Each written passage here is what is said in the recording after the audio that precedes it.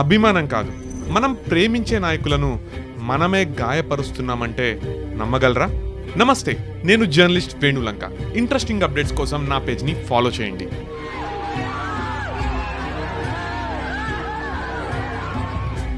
ఇటీవల భీమవరంలో జరిగిన మాజీ ముఖ్యమంత్రి వైఎస్ జగన్మోహన్ రెడ్డి గారి సభ దృశ్యాలను చూసారా?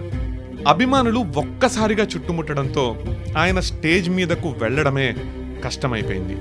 తోపులాట, చేతులు పట్టుకు లాగడం. ఒక దశలో ఆయన స్టేజ్ ఎక్కిన తర్వాత ఈ మొత్తం కుదుపుకి పడిపోయే పరిస్థితి ఏర్పడింది.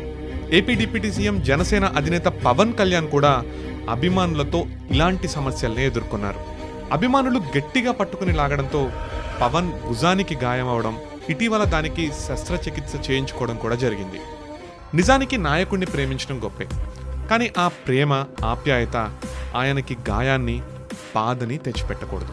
నిజమైన అభిమాని నాయకుడిని తాకాలనో పట్టుకోవాలనో కాదు, ఆయన క్షేమంగా ఉండాలని కోరుకుంటాడు.